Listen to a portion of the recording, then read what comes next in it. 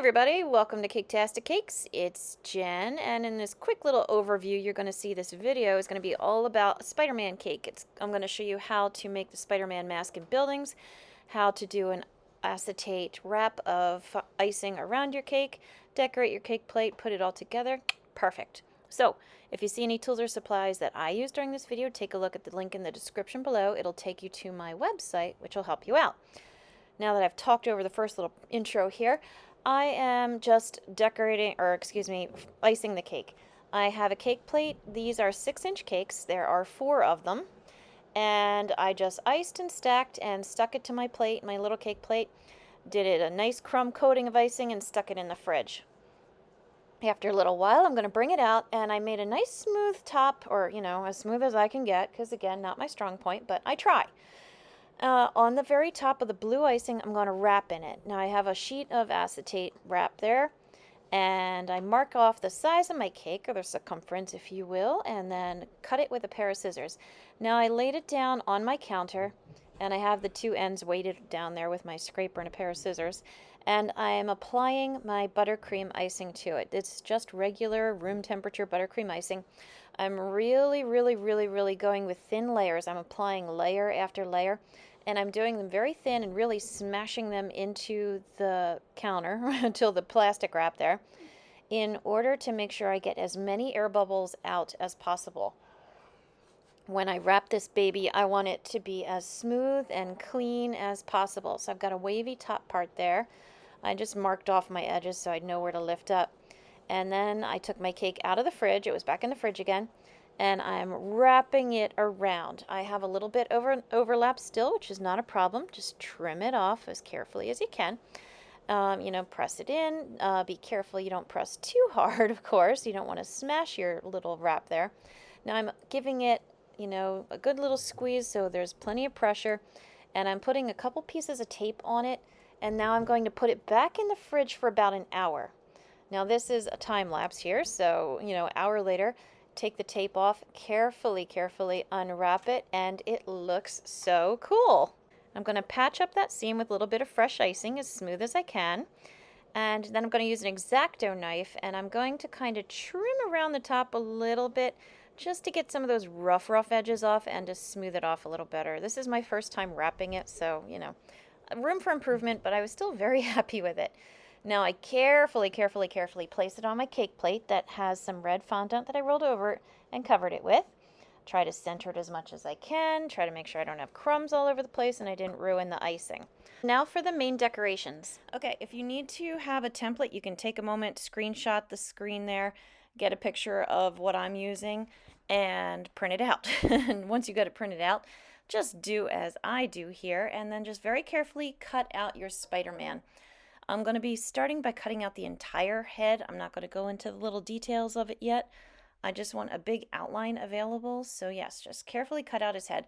And take notice too, Spider-Man's head is not a perfect oval. He actually does have a jawline and a chin. So just, be aware when you're doing it. Okay, now I've got some red gum paste here. You could use fondant if you wanted to, or fondant if you wanted to. You would probably not need to add any CMC or Tyler's powder or anything like that to it, since it's going on the side of my cake. If you wanted it to freestand, you would have to stiffen it up, of course.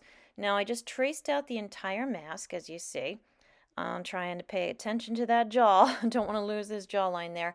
And I'm just kind of rubbing around the edges of it in order to smooth and round off the sides. I didn't want a sharp edge. I wanted it more of a rounded edge to give it more of the mask feel, I guess, and not just a perfect cutout feel. So that's all I'm doing, just going around the edges with my fingers and just rubbing it out. Now I've got my scissors again, and I'm going to cut out his mask, or the eyes, from his mask. I'm going to cut each one, and I'm going to do the black and the white together, and you'll see in a second I'm going to get rid of the white, but I'm not worried about that yet. And I cut it out carefully so I could use it as a reference too. So when I place the eyes on, I'll be able to place them appropriately. Now right here I'm using my X-Acto knife to trace out the white in the center of the eyes and get it nice and empty. And I'm using some black gum paste here now to trace just the black part. So I've got the outline going there, and I am going to then hollow it out. Now my red gum paste I did roll out, it's pretty darn thin, like maybe an eighth of an inch or so. And the black I rolled out even thinner because I wanted it to not stick out too far from the rest of the mask. Like a little bit's okay, but I didn't want it to be too far out, so I tried to make it super thin. All right, now I've got my black eyes there. I'm going to put them on the mask, and I'm using my template like I had said before. That's why I carefully cut them out in order to position them so that they'll sit on the face properly. Once that's all situated, I'm going to use my white cutouts that I made, or that I used earlier, or cut out earlier, to cut out some white gum paste, and that will then fill in his eyes.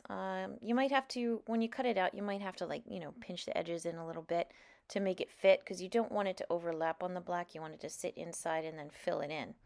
So I kind of, pinched it closed a little bit to put it in, and now I'm kind of mushing it back open to fill in all the gaps there. And once you're done filling all your spaces up, you got a cool look going already. All right, now I'm going to show you what I did here to get the lines on his face. I have a black edible food coloring marker, and you start with one line straight down his face, as straight as you can do it. And then I made a little dot between the eyes, and from that dot, I'm going to have two lines coming out and curving down from each of my four corners now, basically. I'm going to put 3 lines by his eyes and do the same thing on the other side. Try to match the location of those 3 lines with the other eye, so they all coordinate and jive as best you can. Once you have your lines in, you're going to start connecting them by using the spider webbing pattern. Now his webbing is kind of shaped like little letter U's or C's or whatever you want to call them.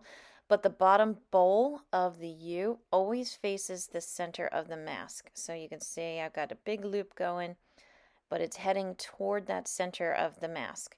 I'm putting some little touches on the sides. I couldn't really, fit in all the details that were in the mask because it was a lot.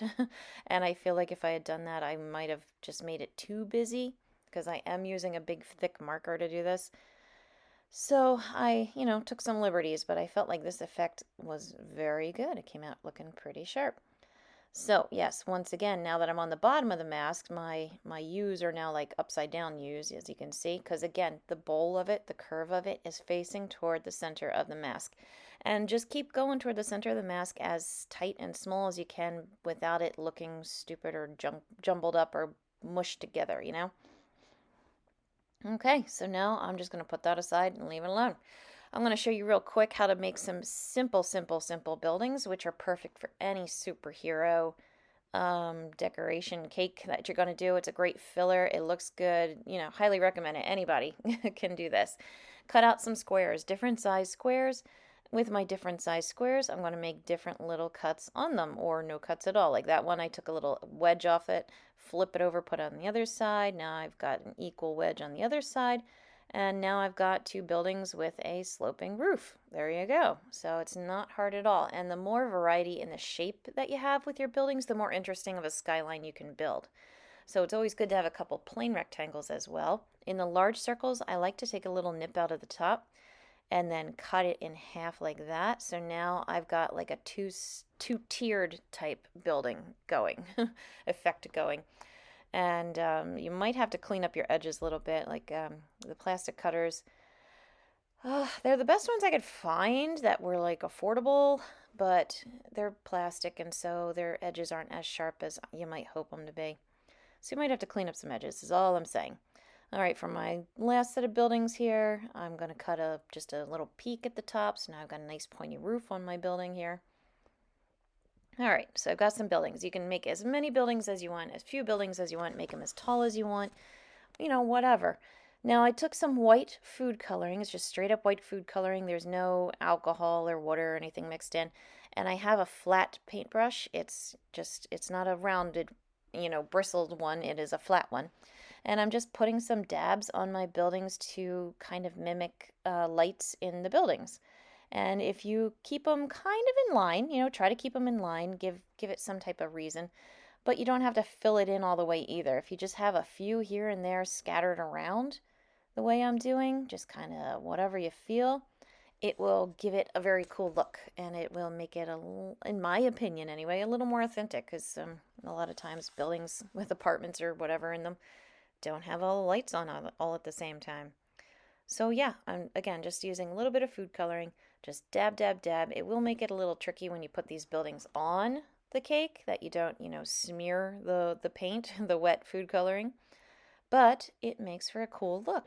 Now take that cool look and start sticking them very carefully on your cake. The way I was going to do it was have the Spider-Man head kind of centered with nothing below it. So I have my cakes symmetrically placed to the side.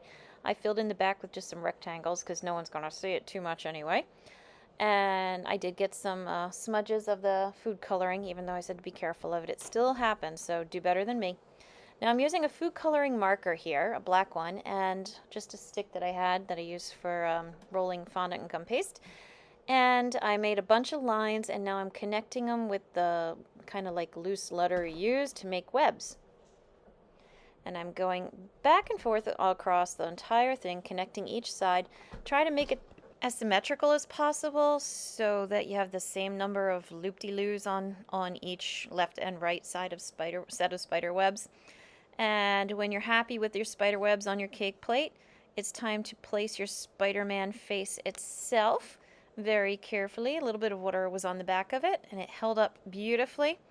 And what you don't see is I added a name to it and a number, but yeah, there you go. A really cool, not hard at all Spider-Man cake. So I hope you found this video helpful. Please like and subscribe because it helps me out as well. Check out my other videos. I got a whole lot of superhero ones out there. And as always, thank you for watching Caketastic Cakes.